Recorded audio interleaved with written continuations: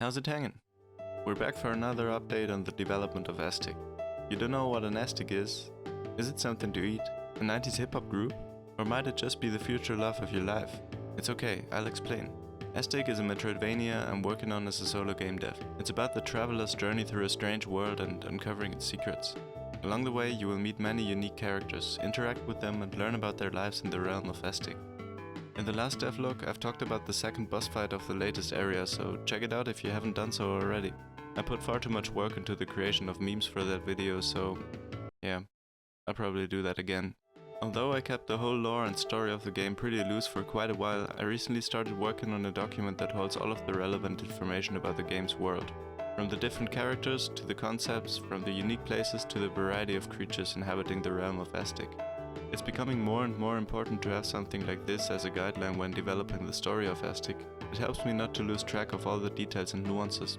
While you could argue that spending time on working on this document isn't the same as actively working on the game, it ultimately saves a lot of time. I'd probably spend reworking story elements, because there's only so much space in one's head. I actually thought about making videos explaining some of Aestik's concepts and going more into detail about the lore of the game, so feel free to tell me if that would be interesting to you. Don't panic, there's much more stuff I've worked on, like the map of the latest area of the game, the Halls of Nature. I know, in the last video I said that the area was finished for now, but, well, I lied. To be honest, I tend to forget about the map system, but in the end it's for the best to add this feature only once an area is finished for obvious reasons. When creating levels for an area, most of the time I'm freestyling and connecting them to each other how I like, so the actual map gets created afterwards. To break my workflow down in a quick way, first I finish the area's levels, then I sketch a map in Photoshop. I then have to create create a layer for each of the rooms represented on the map and trace the sketch on the respective layers. Then I have to export the tiles as PNG files using a simple, short and consistent naming convention. This is important when referencing it in the scripts. I then have to put it together in the Unity project, and lastly, without going too much into detail, I create references in the according scripts. Many f***ing references.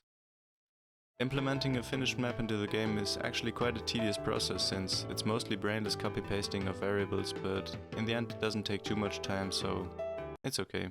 Another thing I've mentioned in the last video is that I plan to include voice acting in Aestik, so I rewrote my dialogue system to make it easily possible to choose from an array of different voices. The way it works is that it plays a short clip on interaction with the character.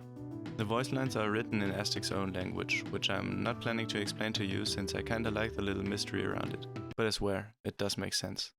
It's obviously still work in progress as I don't have all of the voice lines yet, but I did quite a few of the voices myself and just edited them a little bit in Ableton, and I think that it works just fine. This is how it looks or sounds in-game.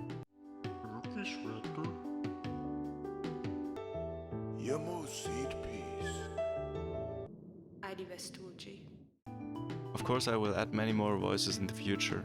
I'll just ask friends or family, they seem to enjoy making weird sounds into my microphone so far, so I let them have that. So let's talk about the biggest change I've made to the game in the recent past. The new currency system of Aestik. Do you remember these onion-shaped coins enemies and chests used to drop? Did you like them? Well, they're dead.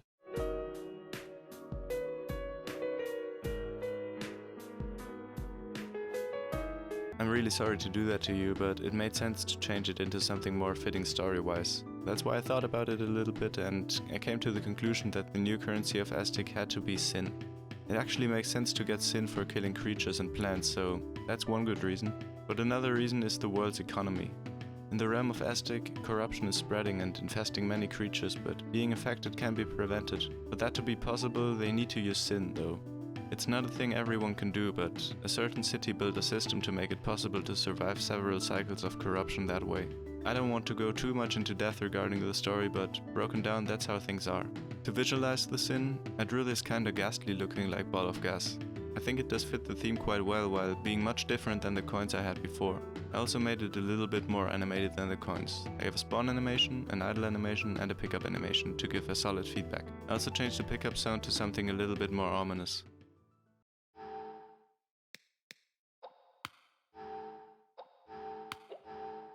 The old coins had gravity applied, which made sense for them, but it doesn't for these pieces of sin, so I took that away. I made them float into the direction of the player when they got close enough though. That way collecting sin gives a nice feedback through the player. Another thing about the currency that I changed is that I added a limit to how much sin the player can carry. This limit can be upgraded though, and thus provides a better feeling of player progression. Also, I deleted the lines of code that make you lose currency on death. Now your collected sin stays with you as long as you make sure to save before. So those are the recent changes to Aestik. I'm planning to update the demo soon to include these changes and add more polish overall.